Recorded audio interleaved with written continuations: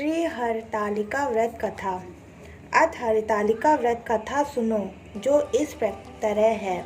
जिसके दिव्य वेश राशि पर मंदार आग के पुष्प की माला शोभा देती है, जिस भगवान चंद्रशेखर के कंठ में मुंडों की मालाएं पड़ी हुई हैं, जो माता पार्वती दिव्य वस्त्रों से भगवान शंकर दिगंबर वेश धारण किए हैं, उन दोनों भगवती तथा शंकर जी को प्रणाम करती हूँ। कैलाश पर्वत के शिखर पर माता पार्वती ने महादेव से पूछा, हे महेश्वर, अब हमसे आप गुप्त से गुप्त वार्ता कहिए, जो सबके लिए सब धर्मों से सरल हो अथवा महान फल देने वाली हो। हे नाथ, अब आप हमसे भली भांति प्रसन्न होकर आप मेरे सम्मुख प्रकट कीजिए। हे नाथ, आप यदि मन्य और अंत रहित हैं, आपकी माया का कोई पार नहीं है। अब हम आपको किस प्रकार से प्राप्त करें और कौन कौन से दान पुण्य फल से आप हमें वर के रूप में मिले। तब महादेव जी बोले, हे देवी सुनो, मैं उस व्रत को करता हूँ जो परम गुप्त है, मेरा सर्वस्व है। जैसे ताराग में चंद्रमा, ग्रहों में सूर्य, वर्णों में ब्राह्मण और देवताओं में गंगा, पुराणों में महाभारत, वेदों में साम, इंद्रियों में मन श्रेष्ठ है, वैसे पुराण वेद में इसका वर्णन आया है, जिसके प्रभाव से तुमको मेरे आसन प्राप्त हुआ है। हे प्रिय, यदि मैं तुमसे वर्णन करता हूँ, अब सुनो। भादो मास के शुक्ल पक्ष को हस्त नक्षत्र तृतीया तीज के दिन को इस व्रत का अनुष्ठान करने से सब पापों का नाश हो जाता है। हे देवी सुनो, तुमने पहले हिमालय पर्वत पर इस व्रत को किया था, जो मैं सुनाता हूँ। पार्वती जी बोली, हे प्रभु, इस व्रत को मैंने किस लिए किया था, वह सुनने की इच्छा है, सो कहिए। शंकर जी बोले, आर्याव्रत में हिमांचल नामक एक पर्वत है, जहाँ अनेक प्रकार की भूमि अनेक प्रकार के वृक्षों से सुशोभित है, जिन पर अनेक प्रकार के पक्षीगण रहते हैं, अनेक प्रकार के मृग आदि जहाँ विचरण करते हैं, जहाँ देवता गंधर्वों सहित किन्नर आदि सिद्धजन रहते हैं। गंधर्व गण प्रसन्नता पूर्वक गान करते हैं। पहाड़ों के शिखर कंचन, मणि, वैंदर्य आदि से सुशोभित रहते हैं। वह गिरिराज आकाश को अपना मित्र जानकर अपने शिखर रूपी हाथ से छूता रहता है, जो सदैव बर्फ से ढका हुआ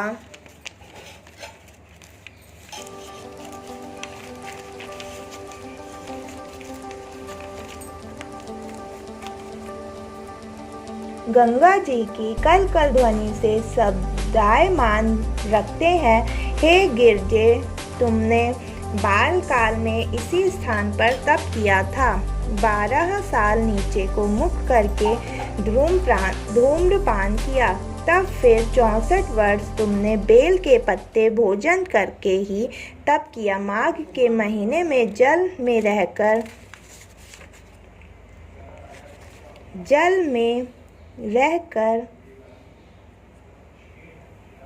तथा वैशाख में अग्नि में प्रवेश करके तप किया।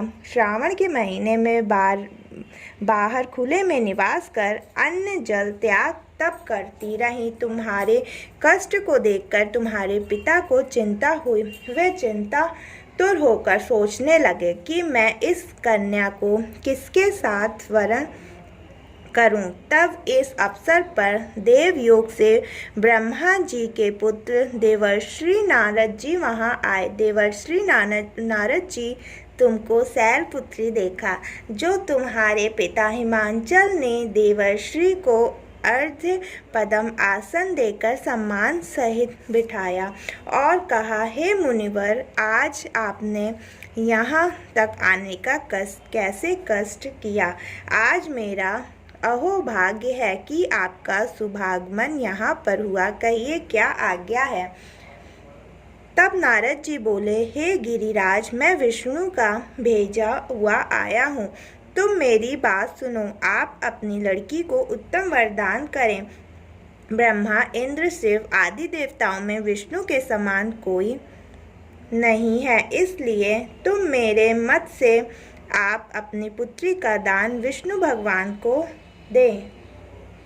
हिमांचल बोले, यदि भगवान वासुदेव स्वयं ही पुत्री को ग्रहण करना चाहते हैं तो फिर इसी कार्य के लिए ही आपका आगमन हुआ है, तो यह मेरे गौरव की बात है, मैं अवश्य उनको ही दूंगा। हिमांचल की यह कथा सुनते ही देवर्षि नारद जी आकाश में अंतर्ध्यान हो गए और शंख, चक्र, गदा, पद्म एवं पीतांबरधारी विष्णु जी के पास जा पहुँचे। नारद जी के हाथ जोड़कर विष्णु से कहा, हे प्रभु, आपका विवाह कार्य निश्चित हो गया।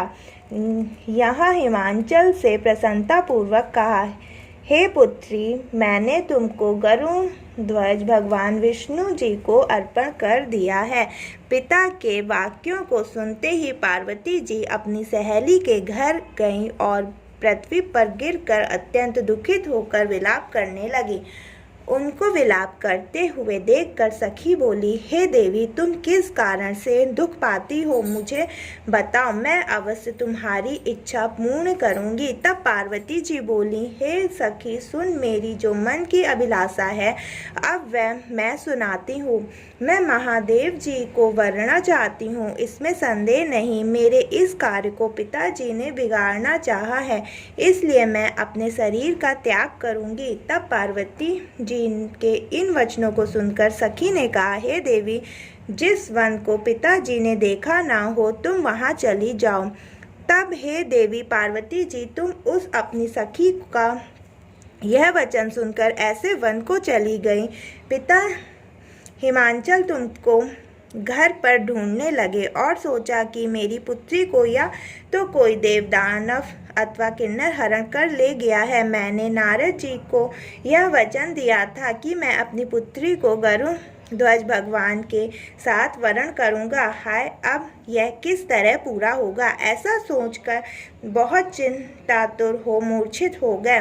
तब सब लोग हाहाकार करते हुए दौड़े आए और मूर्छा नष्ट होने पर गिरिराज से बोले, हमें अपनी मूर्छा का कारण बताओ। हिमांचल बोले, मेरे दुख का कारण यह है कि मेरी रत्न रूपी कन्या का कोई हरण कर ले गया है, या सर्प डस गया अथवा किसी सिंह या व्याघ्र ने मार डाला। ना जाने वह कहाँ चली गई, या उसे किसी राक्षस ने मार डाला है। इस प्रकार कहकर गिरिराज दुखित होकर इस तरह कांपने लगे जैसे तीव्र वायु चलने पर कोई वृक्ष कांपता हो। तत्पश्चात हे पार्वती जी तुमको गिरिराज सखियों सहित घने जंगल में ढूंढने निकले। सिंह, व्याघ्र आदि हिंसक जंतुओं के कारण वन महाभयानक प्रतीत होता था। तुम भी सखी के साथ जंगल में एक नदी के तट पर एक गुफा में पहुंची।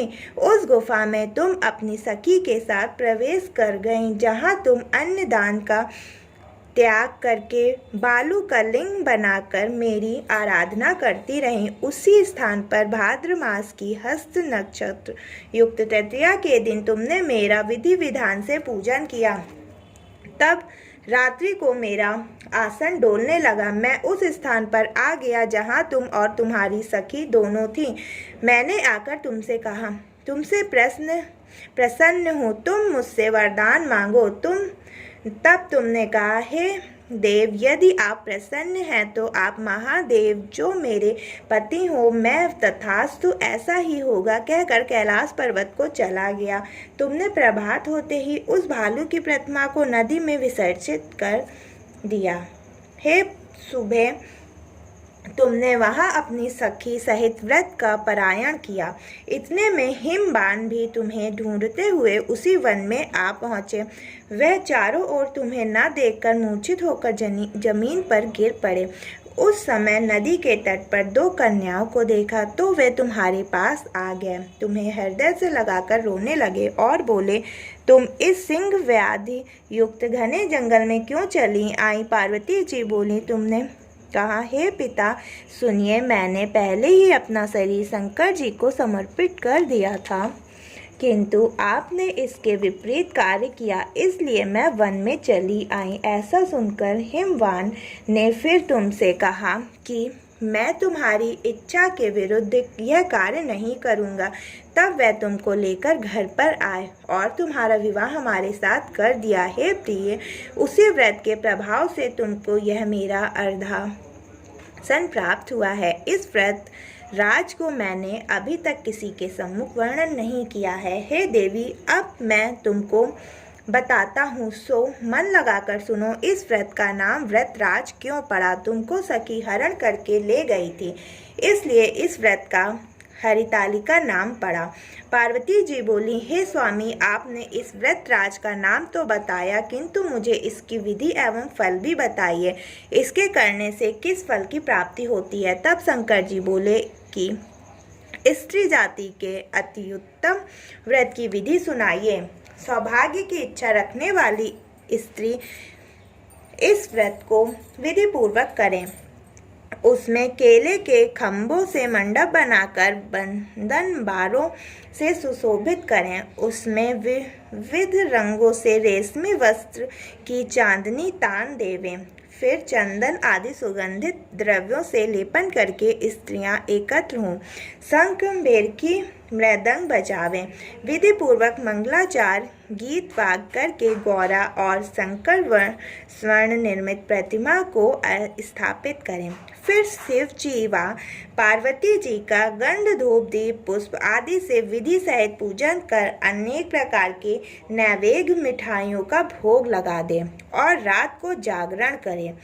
नारियल, सुपारी, जवारी, नींबू, लौंग, अनार, नारंगी आदि फलों को एकत्रित करके धूप दीप आदि मंत्रों द्वारा पूजन करें। फिर मंत्रोच्चारण करें। शिवाय से लेकर ओम यास तक के मंत्रों में प्रार्थना कर अथ प्रार्थना मंत्रार्थ, हे कल्याण स्वरूप शिव हैं, मंगल रूप महेश्वर हे शिव, आप हमें सब कामनाओं को देने वाली देवी कल्याण रूप को नमस्कार है। कल्याण स्वरूप माता पार्वती जी, हम आपको नमस्कार करते हैं और श्री शंकर जी को सदैव नमस्कार करते हैं। ब्रह्म रूपिणी जगत का पालन करने वाली माता जी, आपको नमस्कार है। हे सिंह वाहिनी, संसारिक भय से व्याकुल हूँ, मेरी रक्षा करें। हे माहेश्वरी, मैंने इसी अभिलाषा से आपका पूजन किया। हे पार्वती माता, आप हमारे ऊपर प्रसन्न होकर मुझे सुख और सौभाग्य प्रदान कीजिए। इस प्रकार मंत्रों द्वारा उमा सहित शंकर जी का पूजन करें तथा विधि विधान सहित कथा सुनकर गौ वस्त्र तथा आभूषण ब्राह्मणों को दान करें। इस प्रकार से पति तथा पत्नी दोनों को एकाग्रचित होकर पूजन करें। वस्त्र, आभूषण आदि संकल्प द्वारा ब्राह्मण को दक्षिणा दे। हे देवी, इस प्रकार व्रत करने वालों के सभी पाप नष्ट हो जाते हैं। फिर वह 7 जन्म तक राज्य, सुख और सौभाग्य को भोगती हैं। जो स्त्री इस तृतीया के दिन अन्नहार करती हैं, व्रत को नहीं करती, वह 7 जन्म तक वंध्या एवं विधवा होती हैं। जो स्त्री इस व्रत को नहीं करती, वह धन और पुत्र के शोक से अधिक दुख को भोगती हैं तथा वह घोर नरक में जाकर कष्ट पाती हैं। इस दिन अन्नहार करने वाली सूकरी, फल खाने वाली बानरी तथा जल पीने वाली टिटहरी, शरबत पीने वाली जोक, दूध पीने वाली सर्पिणी, मांस खाने वाली बाघनी, दही खाने वाली बिलारी, मिठाई खाने वाली चींटी, सब चीज़ें खाने वाली मक्खी का जन्म पाती हैं। सोने वाली अजगरी, पति को धोखा देने वाली मुर्गी का जन्म पाती है। स्त्रियों को परलोक सुधारने के लिए व्रत करना चाहिए। व्रत के दूसरे दिन व्रत का पारायण करने के पश्चात चांदी, सोना, तांबे या कांसे के पात्र में ब्राह्मण को अन्न दान करना चाहिए।